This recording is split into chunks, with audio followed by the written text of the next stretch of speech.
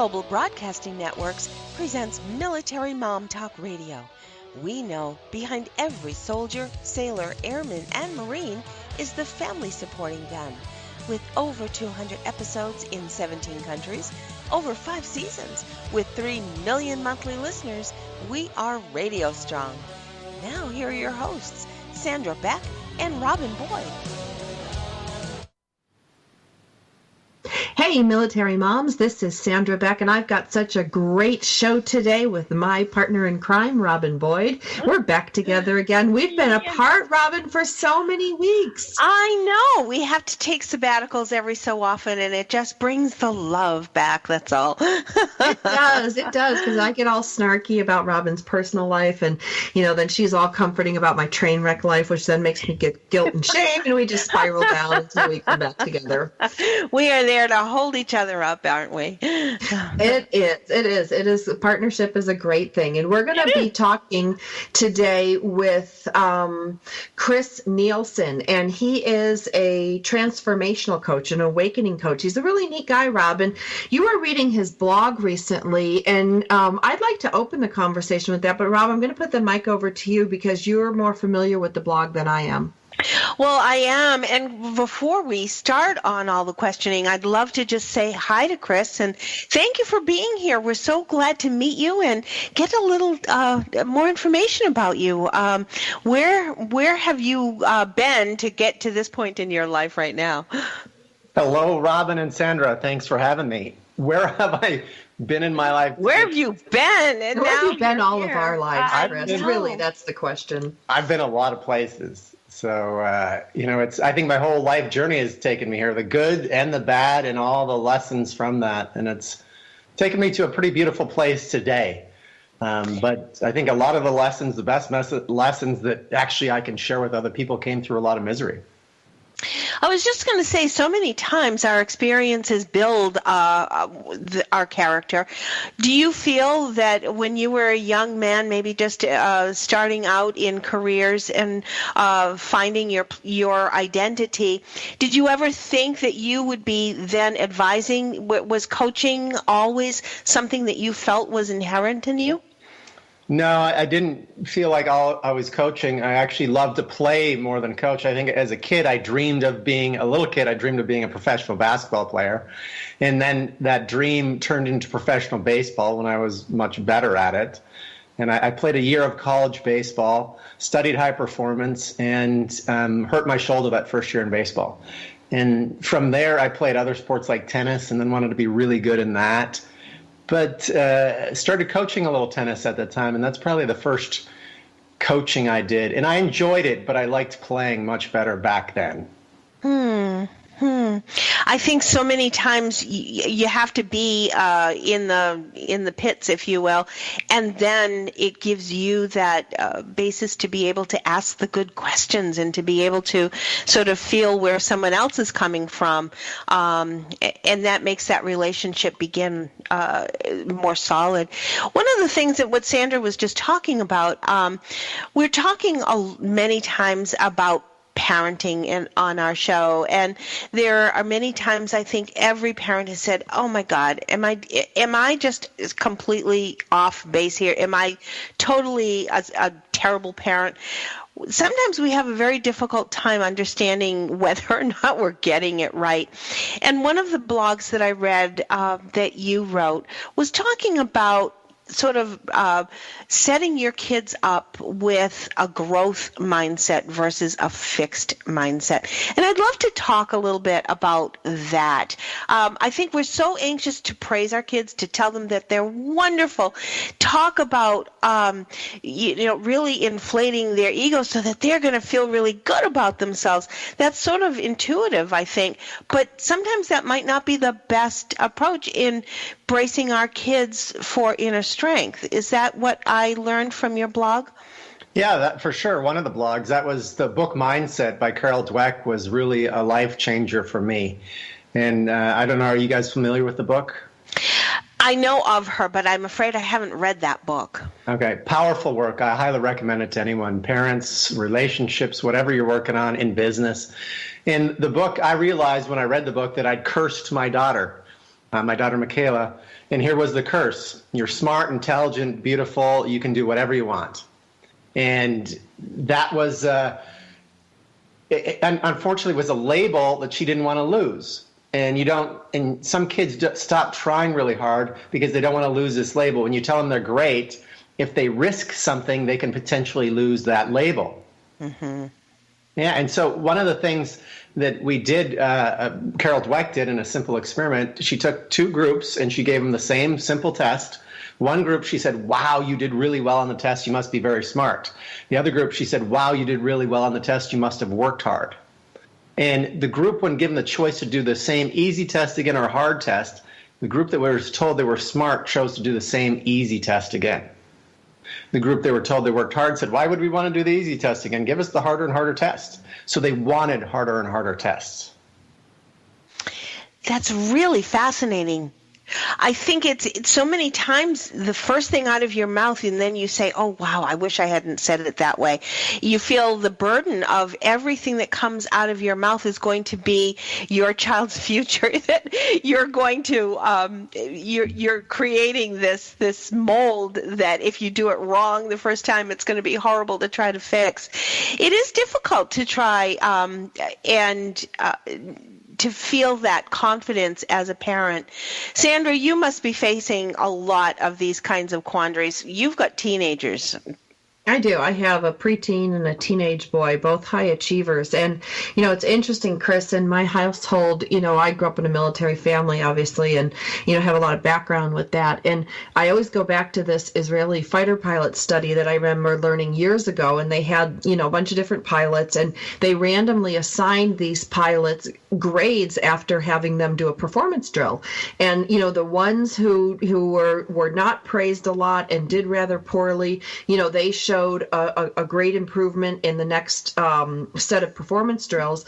Those who cruised through it got the best grades and a lot of praise. They actually reduced their performance, and those somewhere in the middle, they actually showed the greatest improvement. Those who, they weren't the lowest, they weren't the highest, but they were, given a moderate amount of praise and inspired to do their best, even though the performance outcomes were actually random. They were randomized.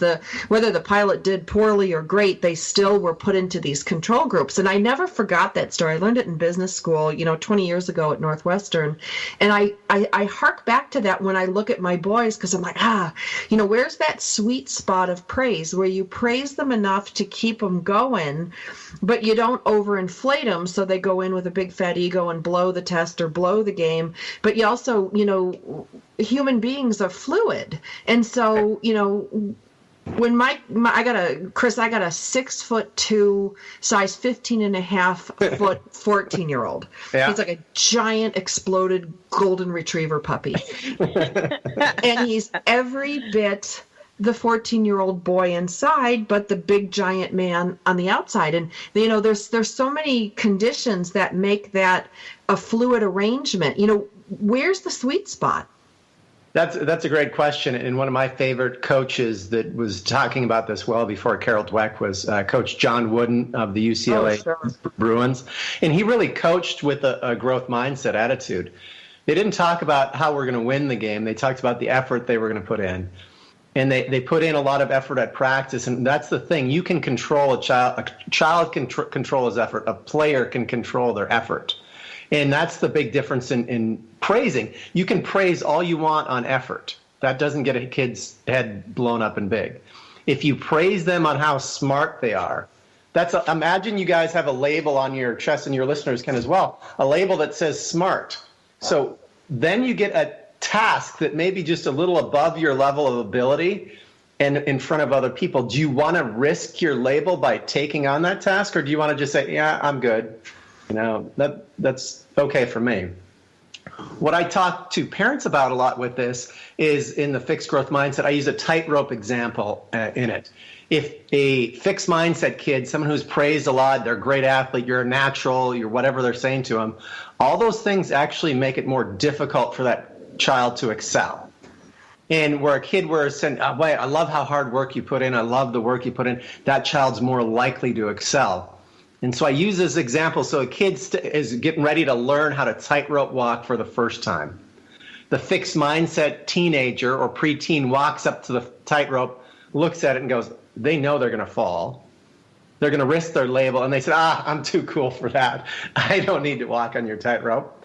And if they're forced out there, it kind of hurts a little bit. And they finally go, okay, fine, I'll do it. And they step out on the tightrope and they fall. And the net hurts and they go, I'm done. I'm out of here. That's enough.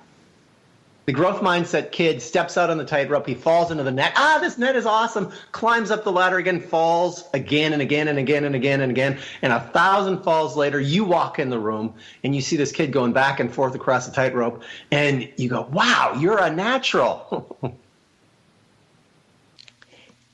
And right away, that gives them that so many times we're trying so hard to create that confidence. Do you feel that you saw that result with your daughter? You have one daughter? Just one daughter, yeah. And yeah. For her, actually, unfortunately in this situation, I would say again that I cursed her, and that was probably part of the journey about 10 years ago plus, where I started a joyful parenting program. I go, there's a better way to do it. I started intensively research into it. Before that, I had a psychology background, a background in sports high performance, but I started to study it tremendously and try to figure things that would work better.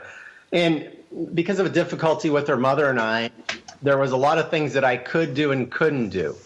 And it started to be that really I had to work on myself because I also had that fixed mindset in me. I didn't want to fail publicly. Mm-hmm. Chris, we've got a break coming up, and on the other side of the break, I have a feeling that you and Sandra have many common ground. We're talking about whether you are co-parenting or having two households for your children. When we come back, maybe we could talk a little bit about that. Today we're with Chris Neilson. That's Chris, ChrisNielson.com. We'll be back in a moment, so stay tuned. Got lots more ahead. Stay with us on Military Mom Talk Radio. In today's business world, a helping hand or idea that doesn't come with an invoice is a treasured find. And if that happens to you, then you need to pay it forward to keep other entrepreneurs from making mistakes or getting a raw deal. It's called Paying It Forward with Josephine Girassi, Wednesday mornings at 10, 9 a.m. Central. Josephine is going to have the guests describe their accomplishments, the lessons they've learned, both good and bad, and then sharing those pieces of knowledge as we create a movement of paying it forward. For more information about Josephine, her business, and background, you can go to mymomknowsbest.com. Josephine Girassi has always been a problem solver. She saw this need and has turned it into a movement. It's Paying It Forward, with tips, tools, and advice and hard lessons learned.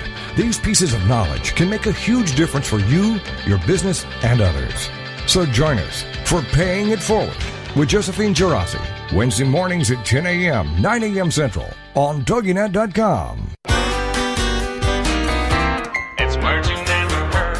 Did you know 1/3 of the population suffers from bad breath? Several years ago, a New York City doorman was actually suspended from work because people were complaining about his bad breath. Other words for foul-smelling breath are halitosis and ozostomia.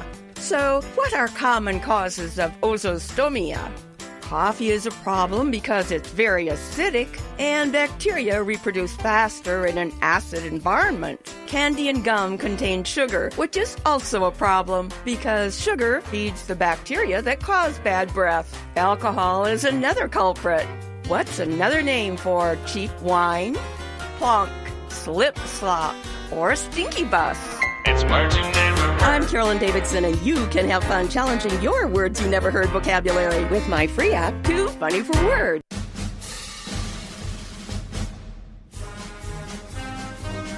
We're back with more great conversation on Military Mom Talk Radio.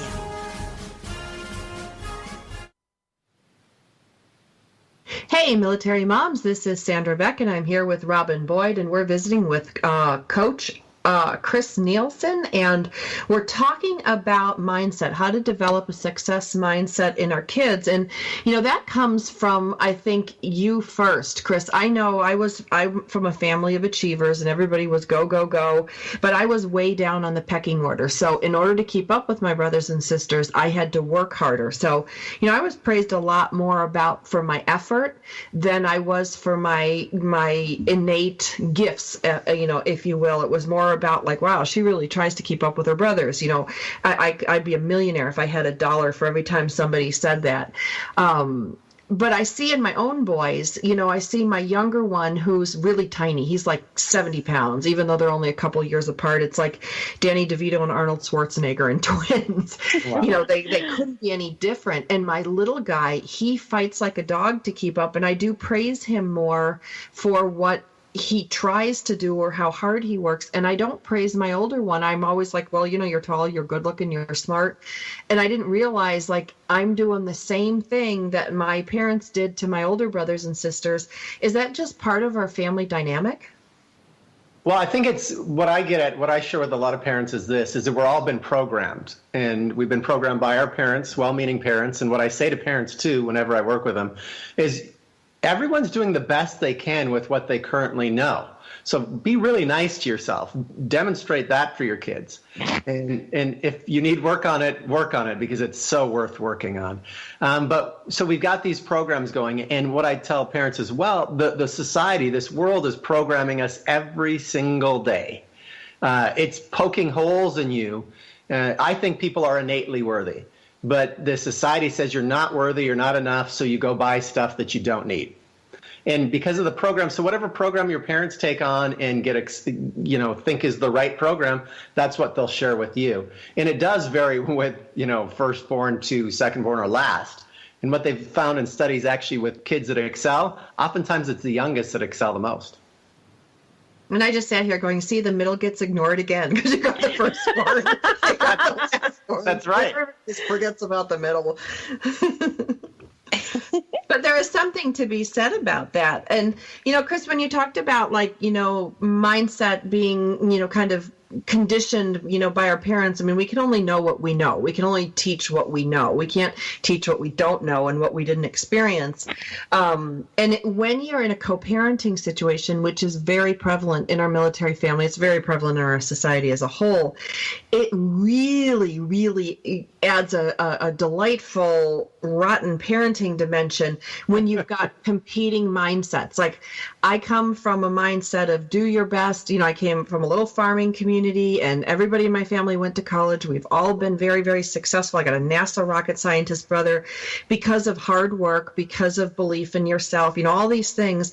And then I married into a family, and obviously divorced out of a family whose mindset was, what, don't stick your neck out. Like, why would you volunteer?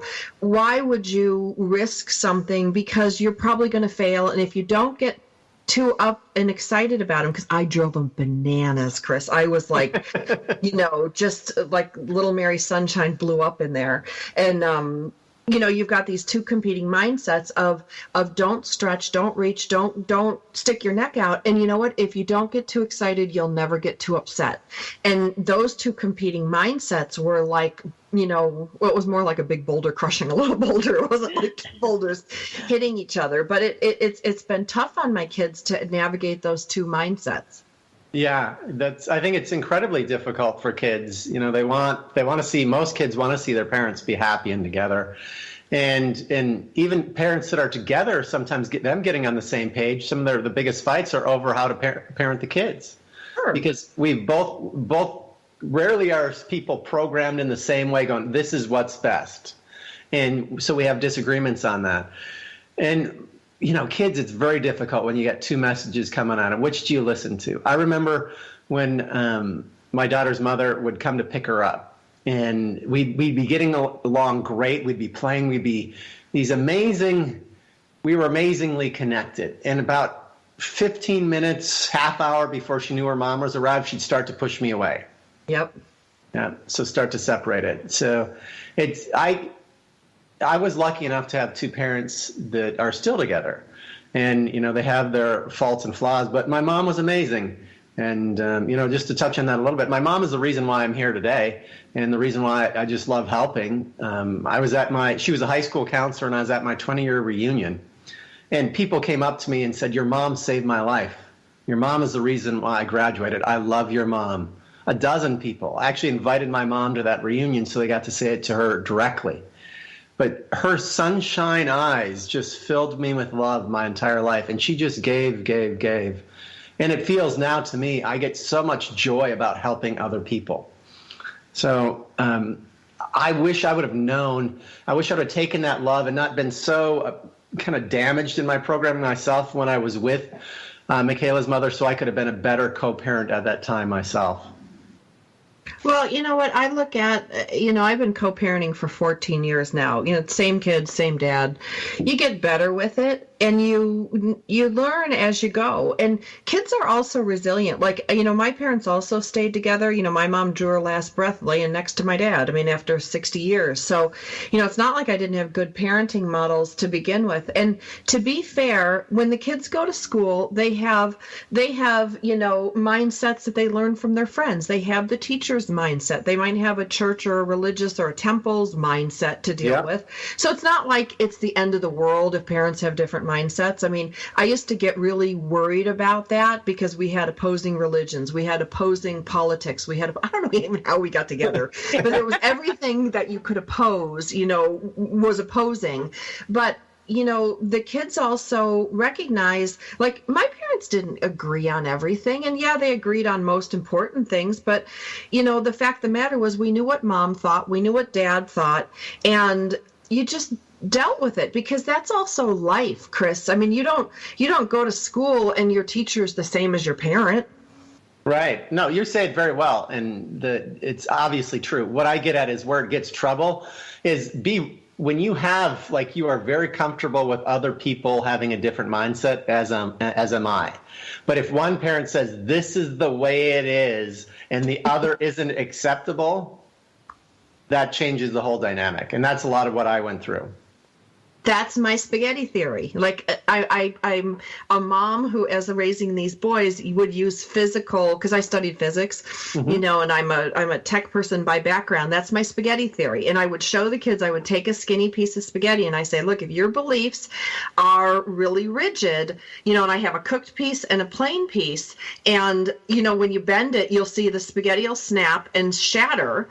And the other, the cooked spaghetti, the flexible spaghetti, will be able to wrap around the meatball. It's like stupid things I would do at dinner with the kids. Those are stupid things. Those are beautiful things. That's an amazing parenting right there. And if I could give every child a flexible mindset, it is the people, like you said, people crack when they're that inflexible. The philosophies in yoga talk about a bendable, flexible body, also a bendable, flexible mind. If your mind isn't flexible, you're going to get in arguments all the time. You're going to have disagreements and difficulty. You created an incredible example. I'll use that in the future to help share with people. I hope so, because there's so many things. Like the other one that I love, Chris, and like, I am a very free spirit. I think you can tell that. Robin knows that. She usually has to rein me in. But in my relationship with the kid's dad, there was this issue called sock wars. There was an issue of socks going back and forth. And my socks were never as clean as the other house's socks. And, my kids start to get sideways over these stupid socks. Robin, you know this story. Oh, yes. So I went to the store and I bought a brand new pair of sports socks, the kind with the little lines, the boy socks. Yeah. And I put them on the kitchen floor, and I was bringing the kids their breakfast one morning, and we're like, hey, and they're like, Mom, the socks are on the floor. Like, oh. And, I took the pitcher of orange juice and I poured it on the socks, and we went and sat down, and they were freaked out. They're like, and I'm like, they're socks. They can get dirty. We can spill. We can have an accident. They're socks. And then I went to the bag, and I'm like, we can either wash these or we can buy a new pair of socks. Like, it is okay. Things happen. Things break. Things get dirty. And that, that rigidity that we talk about with the spaghetti, it's there's so many household things you can just pick up and go, things break. That is beautiful, Sandra. That's another incredible piece of parenting, because kids get stuck in that program and think this is the only way to go, just as parents are actually stuck in their program and thinking this is the only way to do it. And, a lot of what, it's, what did you say, break? Often I say this to parents. It is lucky if your kids break your favorite thing. And here's how it's lucky. You get to clearly show to them that they are way more important than your favorite thing. Right. Because I had this happen the other day. I was working with actually a psychologist and doing a coaching session with her. And her young son, preteen, was with his best friend, and he said to his mom, you love your patients, care way more about your patients than you do me. Mm. And she couldn't believe he would say this, and said, no, that's not true. And she asked his friend, and his friend said, yeah, you totally care way more about your patients than you do him. And so, wasn't true at all. She totally loved him, but he didn't know it. And when we make things so important or other people so important, just because we feel that complete love for our kids inside doesn't mean they feel it themselves. And so one of the big things I share with parents, let your kids know that they're way more important than anything you have. Your sock example is so wonderful, and you don't need to get upset by a sock or something breaking. I think the other thing, too, with parenting is that you do have to let children know that you care about their opinion, to listen to them. And they could be a toddler that is babbling, and you're going to sit there and listen so intently, or they could be 14 or 15 and talking about something that maybe you clearly aren't understanding, but the fact that you're listening is so important because it gives them value. It's giving them the self-worth that they're realizing, wow, Mom is really listening to me. I must really have a voice. I must have something to say. Chris, we've got said. We've got a break right here coming up. On the other side of the break, I'd love to bring the conversation into talking about an environment of inevitable success, because, of course, we want our children to learn how they themselves can be successful. So stay tuned. Get comfortable. We'll be right back with more with Chris Neilson.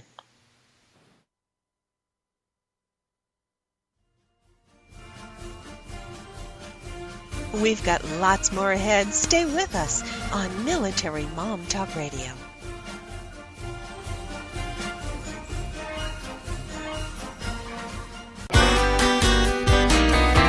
It's words you never heard. Derek Thompson, co-founder of the Save the Elephant Foundation, was taking a rescued elephant named Kamla for a walk along the river. As they were walking, Derek decided to stop and take a dip in the water. But when he called to Kamla, who was waiting on the shore, the elephant thought he was in trouble and came running to his rescue. Kamla charged through the water, sheltering him with her body and offering her trunk for him to hold on to. What's another word for a trained elephant? A kunki. Elephant trainers in Asia are known as mahouts. And the padded seat or saddle used to ride on an elephant is called a howdah.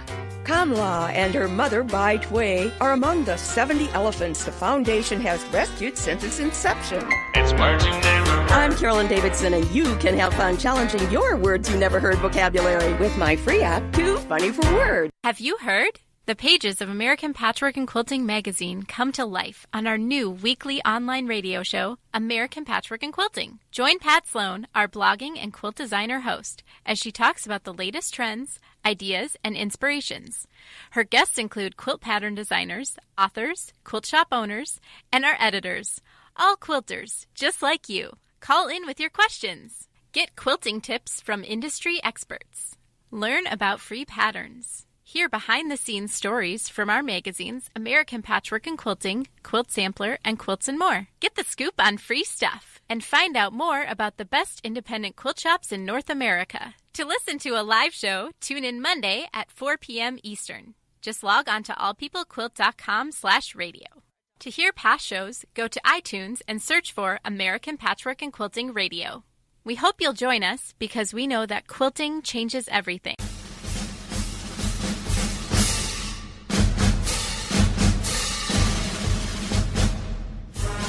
We're back with more great conversation on Military Mom Talk Radio. Hi, Hi, everyone. We are so glad you're with us. Oh, San, you were, I wasn't sure.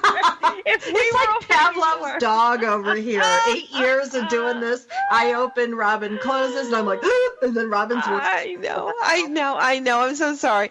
We are having a wonderful conversation, the both of us, whoever speaks first. Today, our guest is Chris Neilson. And if you want to see more about Chris, visit Chris Neilson, and it's ChrisNielson.com. Really fascinating topic here today. We're talking all about not only the relationship that we have with our children, but I also want to talk a little bit, Chris. I've seen you speak of an environment of inevitable success. We want our children to be successful. We want them to learn how they themselves can bring themselves to success.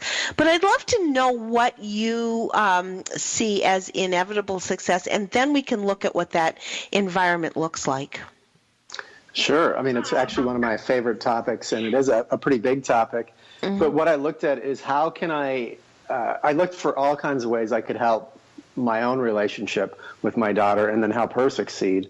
And then I looked at even for myself, how can I succeed at various things? And then I looked at family life. How could I help families succeed in a way that was connecting? And what I looked at is a lot of kids are actually, some of them are succeeding, but they're actually failing. And what I mean by that is they're very fragile. I was an honor student. I was a student athlete of the year. I was captain of the basketball team on a state championship baseball team. Yet when I was 17, I went on a joyride in the middle of winter with my buddy Jeff and Jared. And we were sliding around a lake, which they didn't want to go on, a frozen lake. And there were 2 empty fish houses, and I was at the far side of the lake, and I gunned it. And I looked up, and I was headed right towards one of the fish houses. I turned left and right, nothing. Brakes left, right, nothing. Bam! I hit the fish house. Wheel went into the hole. Water on the windshield. They got out so fast, and they're screaming at me to get out. But where am I? My seatbelt was still buckled. My head was on the steering wheel as the ice is creaking and cracking, and they're screaming at me. In that moment, the ice, the cold water, felt like it would be warmer than my father's eyes. This is a Sorry, kid. I don't mean to be laugh at the end. No, please laugh. I can laugh at it now. And I didn't call my dad. I called a family friend. The second tow truck, the first tow truck wouldn't come out on the ice. Second tow truck came out far enough on the ice to hook up the Jeep. And a good thing, it was one of those old Jeeps back in 1984, and it wasn't very damaged. But what I look at it is kids are fragile these days. Even the kids getting straight A's, even the kids that are out starting, because of the messages of society. So how can I, this is one of the things that propelled me, this insight into me. If I was that fragile then with so much going for me, what are kids fragile today? When they're 24/7, they're getting messages they're not good enough. Parents are putting incredible pressure on them, especially in certain communities. So how do you create an environment of inevitable success? One, you take failure off the table. And I was listening to this other high-performance expert, and he said, in our house, there is no failure. We love to succeed, but we also love to learn. So we're either succeeding or learning. And we love to learn. So if you can take failure off the table, it's an amazing thing. Going back to that tightrope example, I say there's parents that are, we know the helicopter parent, but here's 2 different ones that I use. You're a net parent or you're a concrete parent. And so your kid falls off the tightrope. Does they have a nice net they can collect themselves in and crawl up the ladder and do it again and again and fall in your net? Or are you a concrete parent? When they land and fail, you go, what were you thinking? What were you doing? Why did you do that? And they know they can't fail around you. It just makes them walk on pins and needles. So if you can create a place where they can fail freely and learn that failure leads to success. So I do a thing called Unleash the Hero Within into schools. I love taking it into schools. And one of the stories I tell in there is the Babe Ruth story. Are you guys familiar with Babe Ruth? Sure. Yeah. Salt and the Swat, king of home runs in baseball a long time ago. He had 714 home runs. Any guess on his number of strikeouts? Oh, probably twice that, maybe. Right, good guess. Almost 1,330. Wow. He was also at the time the king of strikeouts. And sometimes baseball writers would write striking out is a shameful act, but not to Babe Ruth. He swung, and because he was willing to fail 1,330 times, he became the king of home runs. Not the king of strikeouts. He's not known for that, but he was also that as well. Michael Jordan, I fail over and over again. That is why I succeeded. If you want to really succeed, fail and create a safe net under your kids so they can fall and try again, make it an experiment, because there's no failure in an experiment. So if you create that environment of inevitable success for your kids, they will excel with more joy and less stress for you and them than all. So it's an amazing thing to do, and that's just a little touch on it. If you guys have any questions, I love talking about it. It's a wonderful topic, because I think there again, helping your children have that analytical mind is so important as they're developing. One of the things that I used to do with my kids, and Sandra has heard me tell this a number of times, we would be watching a television show. It might be one of their kid shows back in the day when it was Nickelodeon or whatever the shows were back then. I'd always mute the commercial, and I'd say, what do you think is going to happen next? And we would talk, and we would sort of predict, or what do you think if the protagonist does this, what do you think is going to happen? What if the child that's being the bully, what if they don't do this? What do you think would happen? How can the child handle this? And so many times we would get them talking and thinking, and then they would say, oh, I think they should be, the other child shouldn't be doing this. It was giving them the opportunity to analyze what the circumstance was, sort of in an objective way, giving them that sort of peek into what they could do if they were ever in that situation. That's beautiful. Again, that's a beautiful example of parenting, and I encourage even I did that a little bit with my daughter as well. And I also encourage even watching the commercials and saying, what are they trying to sell you? Yeah. Or how are they looking to get you to feel? Because they're actually looking to get you to feel bad about yourself. So you go want what they have or seemingly associate that they have. Right. It's like those frozen dinners full of garbage, but you're the best mom ever. If you open a box and put that's right. a plastic thing in the oven, you rock. Yeah. See, and I think I'm maybe, I don't know how you were, Chris, but Robin had a her family was all together, and I'm out here in California, and my family's all in the Upper East Coast, and where we do fall through the ice and everybody laughs. There's a Jeep up our lake. I'm just saying we have nothing to do with it, so far as the police know. But one of the things that my kids had the luxury of, and I know this sounds weird because now on the hindsight I see it's a luxury, they got to see me fail a lot. They got to see me fail in marriage. They got to see me fail in company. They've seen me fail in sports because, when you're a mom and you've got two little kids trying to make it in California on your own and you're sole supporting, you take your kids everywhere. So my kids have gone to meetings with me. They've seen me succeed and fail. And I don't use the word fail in my household either, Chris. I don't use the word fail and I don't use the word wrong, because those two things, like, they still stick in my craw today. Like, I hear my sister going, hey, you're wrong, or my brother's like, fail.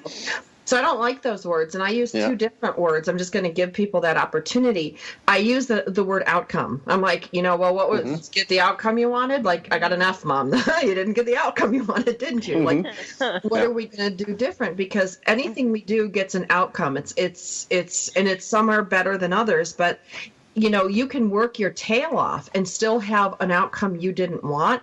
Doesn't make you a failure, because you learned a ton. You worked really hard. You found out how tough you were, or how strong you were, or how much you could really accomplish. And just because the test didn't give you the outcome you wanted, like, that's a different thing. And then with wrong, I like to say different.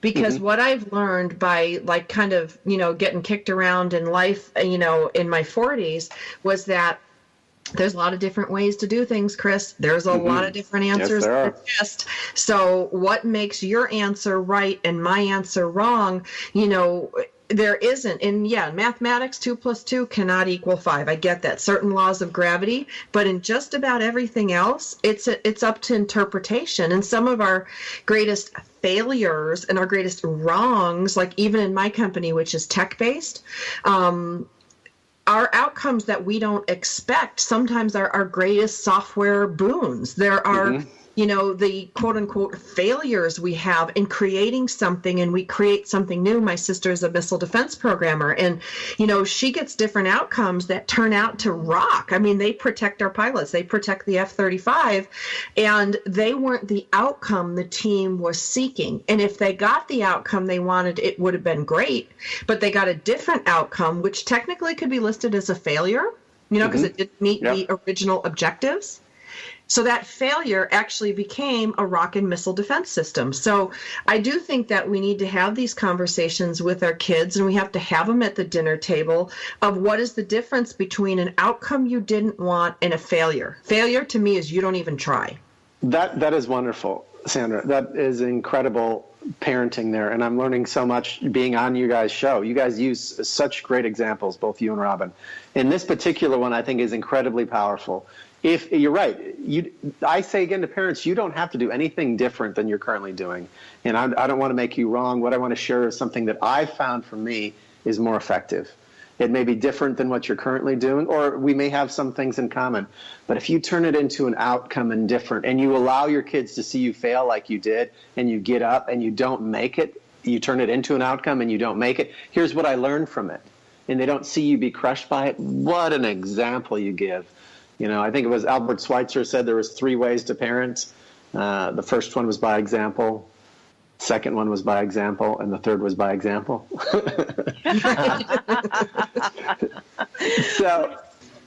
I was going to say we've got another break coming up, Chris, and I know you want to wrap this up. And it is true. I think a challenge can either be a barrier or it can be an opportunity, and it all depends on what way you take it. Yeah. So, on the other side of the break, let's talk a bit about play, because I think there are times when we just say, oh, go off and play. I need a couple of minutes. But there's times when parents need to learn how to play too. And I'd love to bring the conversation into play. So stay right where you are. We'll be right back with Chris Neilson after this.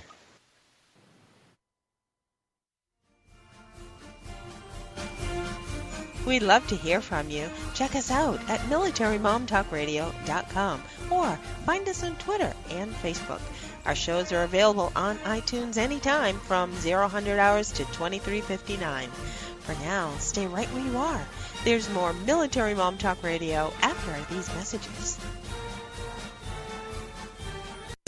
It's the Fitness Minute with fitness expert Annette Hammond. Did you know that the average teenager drinks twice as much soda as milk? Since 1983, sugar consumption in the U.S. is up 28%. Why is that?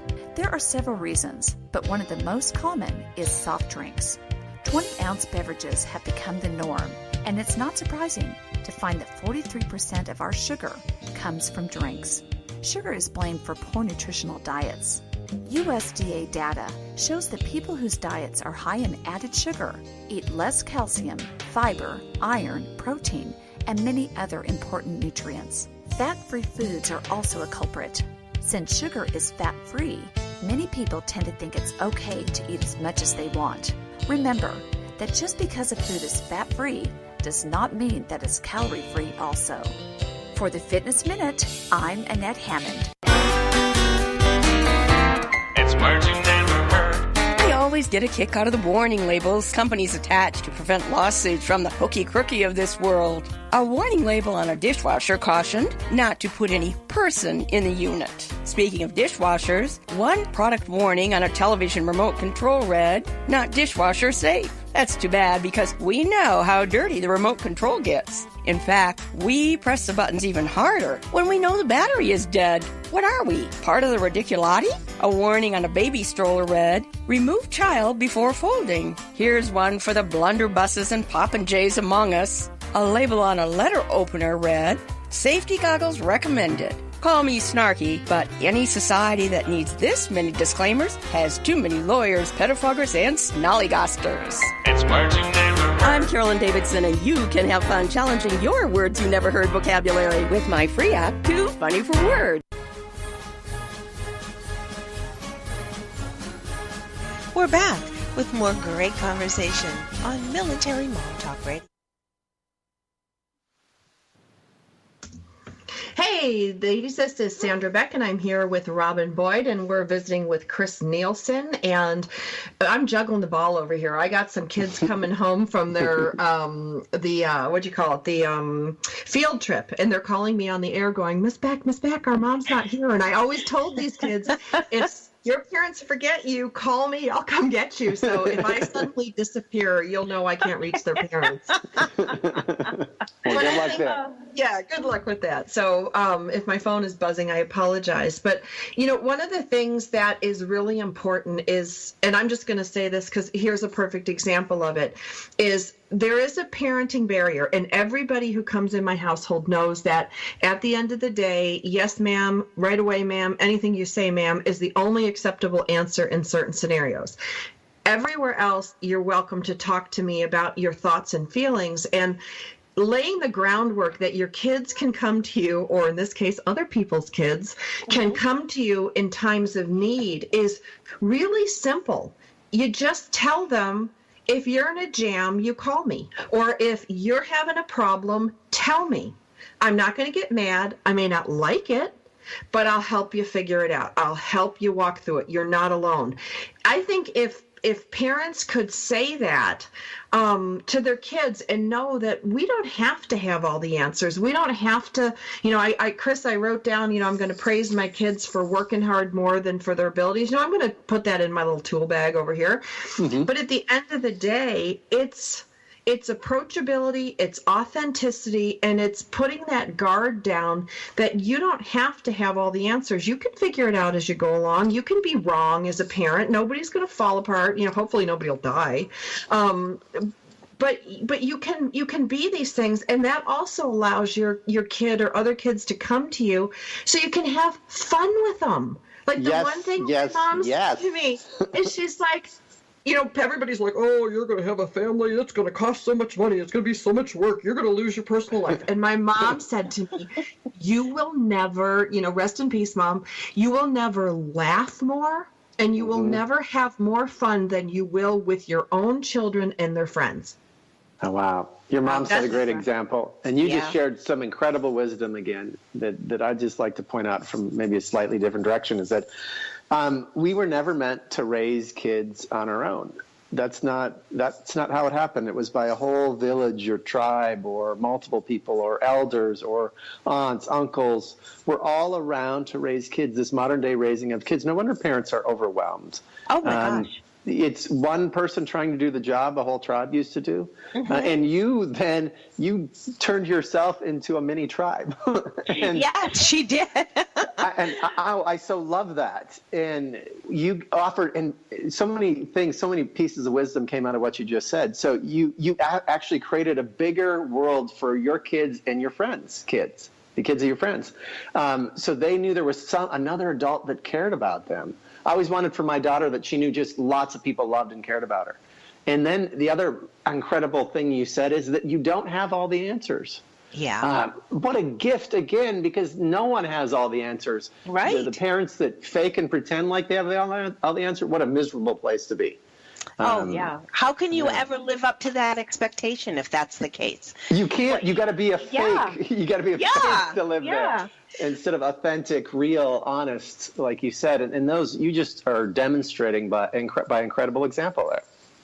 When Sandra was talking about enjoying children, I think one of the things that I wanted to bring into the conversation was talking about play.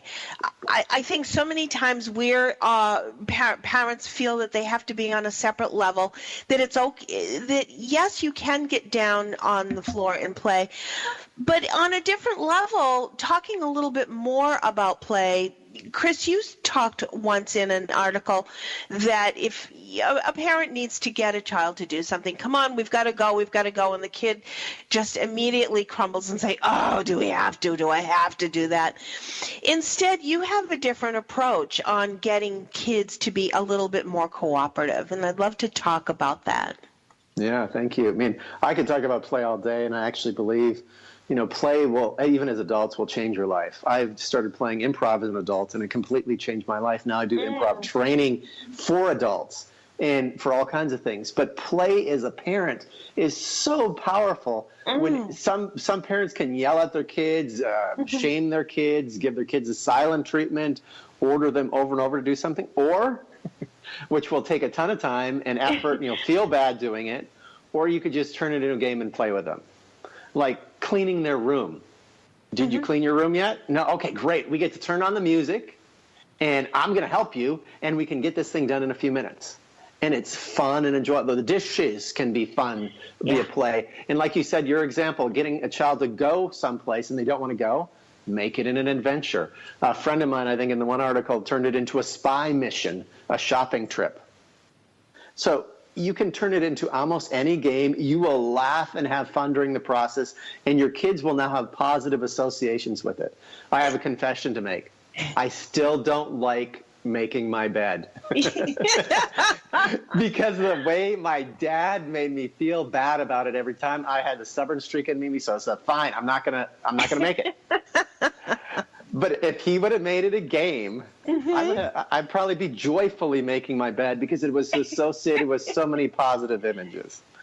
Well, and I'm back now. I've handled my kids' stuff. We arranged for rides, but one of the things too, when you talk about game, like, and especially if you have boys and especially if they're competitive, do not ever underestimate the power of the race. Who's going to do whatever it is first? And, that's a big one in my household because I have the biggest room and I have the most clothes. Obviously, I'm the girl in the house and, there's just all boys, my dad and my two kids.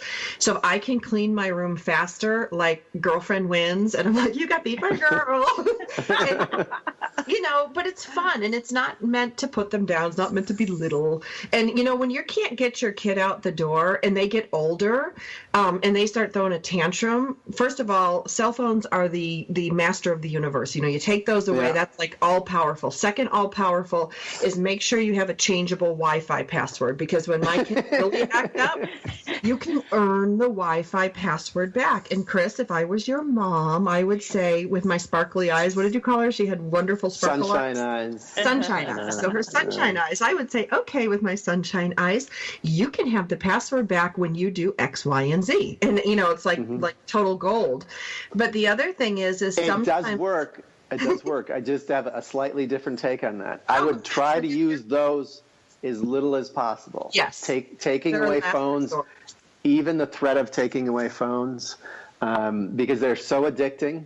If your teenager has them and is using them, or preteen has them or using, they're incredibly addicting. I would set the rules of engagement with your phone up ahead of time. Yes, because if you can. What is a phone loss for a day? What is a phone loss for a week? What is a phone loss for the month? And you're never getting that little thing back. So letting them know the parameters when you give them the phone is huge, because then there's not the unfairness. It's like, you're unfair. No, I'm not. Read the contract you signed when I gave you the phone. I would try not to use the phone as a consequence. I know it works really well because it's highly motivating to them. I work more on natural consequences. And the phone is a right and responsibility. So, they could lose it for certain periods of time for certain things. But if you do a losing it forever thing, if you actually want to implement that, they may go buy their own burner phone. Oh, that's true. Mine aren't old enough yet they can't drive. They don't have their own money. So, they are clever people and they can find a way. What I found when my daughter was born, I deeply respected her just as she was. I actually saw her as equally worthy to me. And I think one of the things I teach in the play is an all for one, one for all family. If you guys all know you have each other's back, you all have each other's best interest in mind, it makes amazing things happen. And connection And that mindset, one of the biggest things you can do to help your kids not get into drugs, alcohol, or other risky behaviors. And everyone matters, Chris. Oh, yeah. Like, that's the thing. Like, that's the reason I left my marriage. I didn't matter. I stopped dating. He didn't. Same. You've heard the story a million times.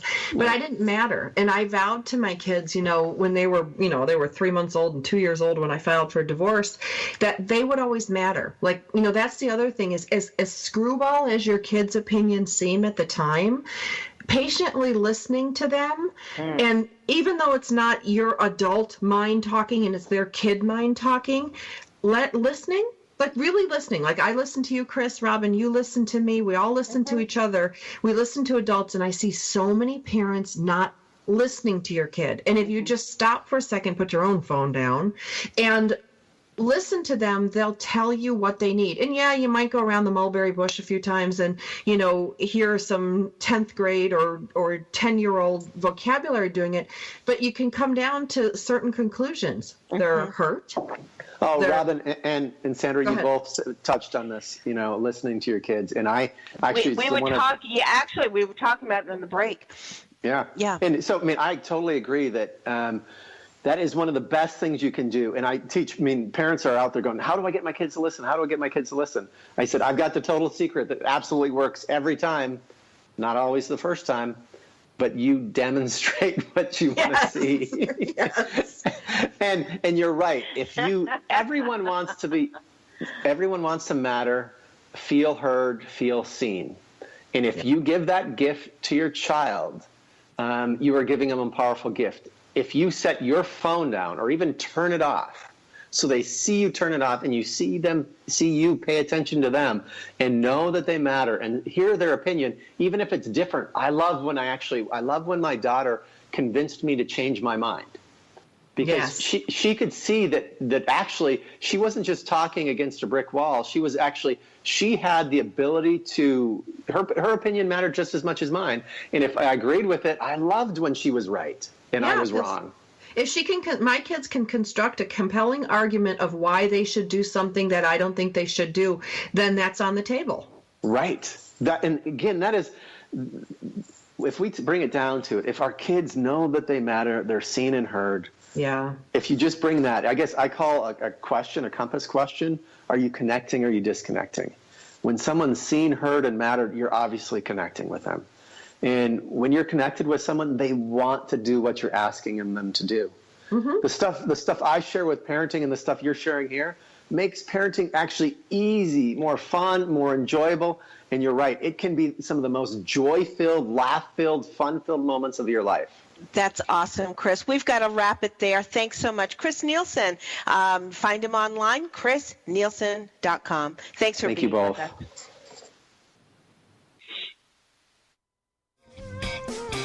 Thanks for tuning in to Military Mom Talk Radio. Want more information? Check us out at militarymomtalkradio.com or find us on iTunes for more than 200 free episodes. Drop us an email or find us on Facebook. We are looking forward to another great discussion. We hope you'll join us on Military Mom